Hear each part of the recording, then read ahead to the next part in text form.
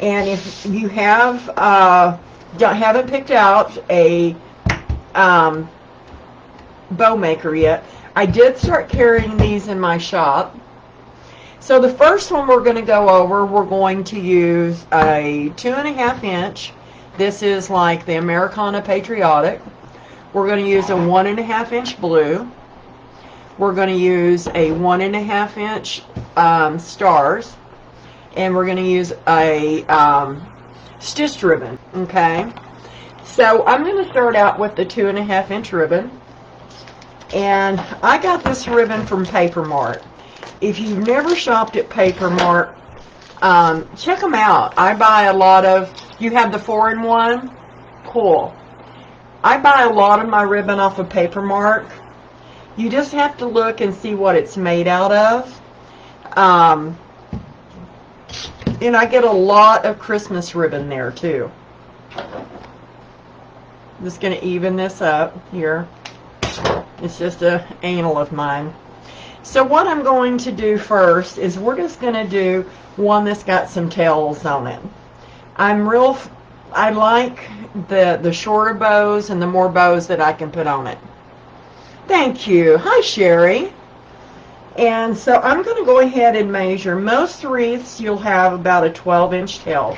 So what you can do with the Easy Bow Maker and the other one, you really don't have to go ahead and scrunch your ribbon up. You just put it in sideways and you just give it that half twist, okay? And most people when they're making a bow will bring it out in front of them. I've got a tendency to go that way. It's because when I was learning to make bows. So we're going to go ahead and we're just going to go out to the 6. The important thing to learn is if you flatten your ribbon down, it causes a crease. So you always want to try to keep your, what they call fluffed up, rounded. And you want the size to be that fluffed up and round. So we've got it to the 6. We're just going to take it, twist it, and give it another half twist. And then just bring it out, make sure it's fluffed up. The same way on this side. Another good deal is to always have quite a bit of ribbon out and you're not struggling.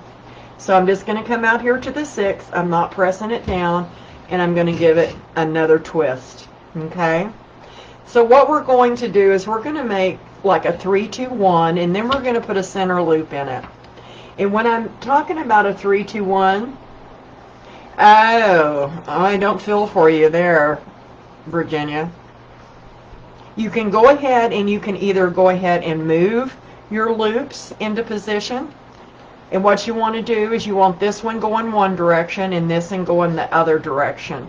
This way when you tie them, when you go to put your pot cleaner and all in it, it ties better. So we're going to do another one at 6.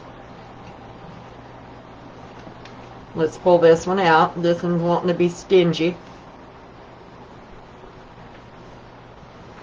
And then we're going to crisscross this one. And it's going to be another 6. Okay. And this is what I like about it. If you can't see on this bow maker, if you cannot see and you have to move them, this little mark right here has a 6. And all you've got to do is look straight down at it. And that's another thing I like about this. Okay, since we've got our X backwards and forth, and we're going to do another loop, we're going to come in right in the center of it, and this is called the bow tie. And we're just going to do another 6 right here.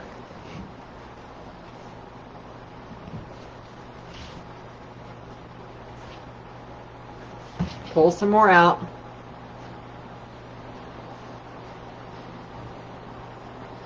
And this time we do not have to twist. And that's a little long, so you always can pull it back in.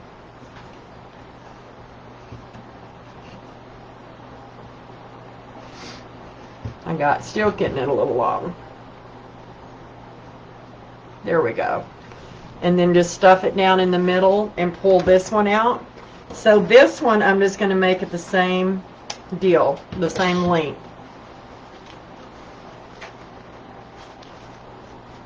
And I'm going to go ahead. Another good tip is to use straight pins on your ribbon.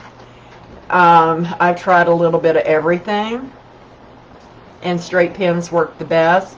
Tape leaves glue over time, especially if you store them from season to season. So now we have a nice little X, and we've got our, and I'm not going to dovetail these. I'm going to cut these at an angle. I like the angle cuts, and I like the dovetail cuts, but whatever you do, do something to them to make them look really neat and nice.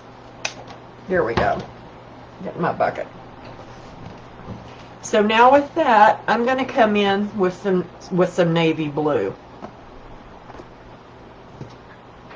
Like I said, these are just the basics. Then I'm going to show you how to start incorporating different types of bow into one bow. Okay, we're going to come down and we're going to do another 12.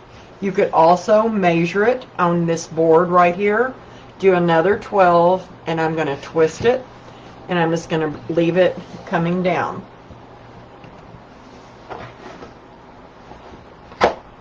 This will fit on that. That's another thing I like about the Easy Bow. Your big rings, your big 50-yard rolls will fit on it with no problem. So we're going to go ahead and we're going to bring this one out to a 5. We're going to do our half twist, okay, and then we're just going to go ahead and shape our ribbon. Put it like that. Go ahead and bring this one. You can either measure, or once you're getting used to making bows, oh, thank you, you can sort of tell when you've come down to a 1/2 inch. We're going to do a half twist. Now we've got them going across each other.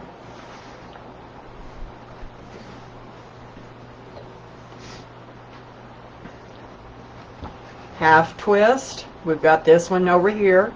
We're just shaping where they go. Then we're going to pull it out. No.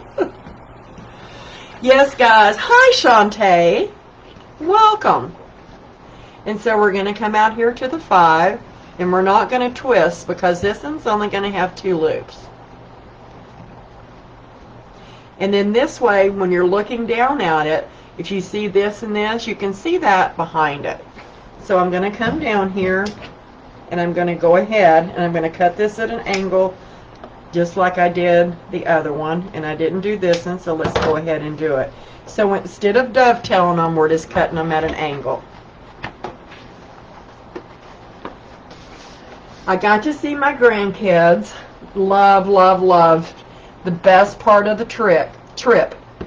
And me and my granddaughter made a little grapevine together. And it was so adorable. Okay, another 1.5 inch ribbon. I coordinated these. This is, I'm going to be making a wreath with this later because I have a craft fair coming up, and I do a huge craft 4th of July deal. So we're going to go out to the 12 again. Same way, we're just going to put it in sideways, give it a half a twist, and we're just going to come down. This one we're only going to do 2. So we have 3, 2, 1. But then we're going to do one more ribbon, and this one we're going to go ahead and keep it out here to the 5 also.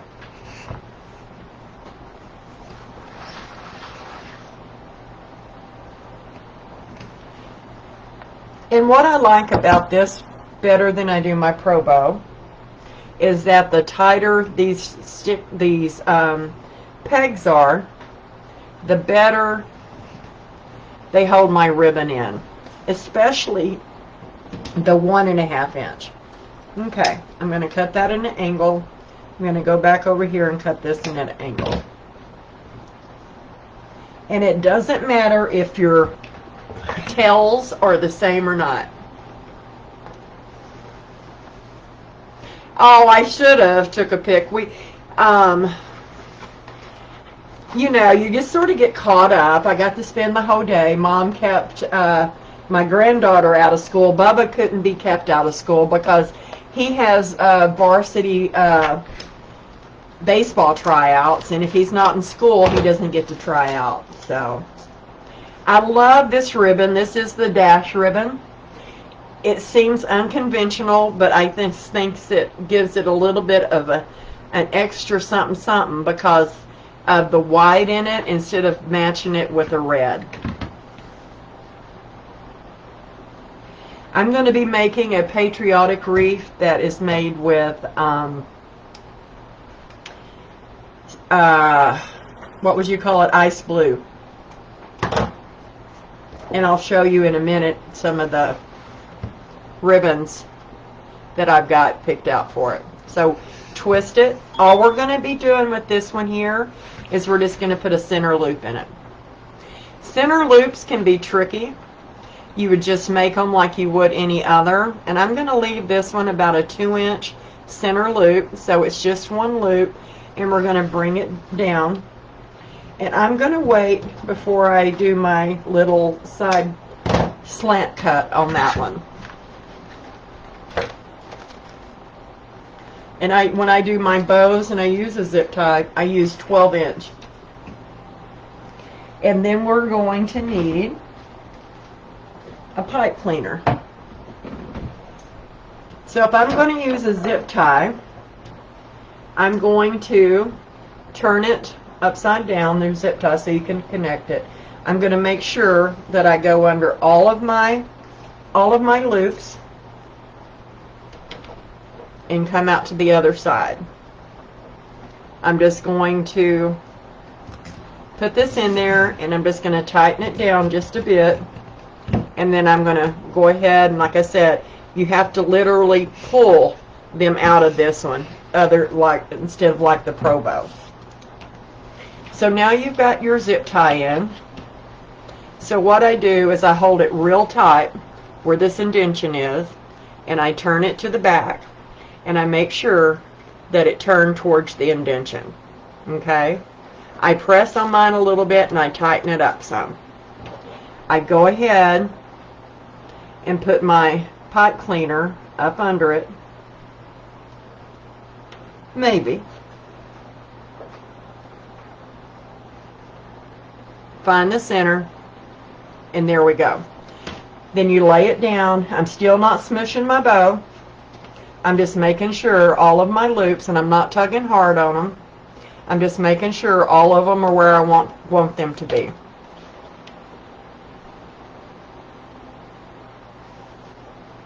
Measure them, because sometimes when you twist them, and you still got your center loop. Okay? So then I hold it by the pipe cleaner right here because I don't want to smush it, and then I just pull the dickens out of it. If you don't have the strength, and that's one reason I've got such arthritis in my hands that I use pipe cleaners a lot. So now holding your bow, as you can see, it's already fluffed for you. It's already in position. Take your hands, put them inside it. You can move them around, breaking the center of that bow in the back to get any kinks out of it. But they're already in position. And you didn't smush your ribbon in the process of doing it. So we're going to bring this one up here. Bring this one down some more.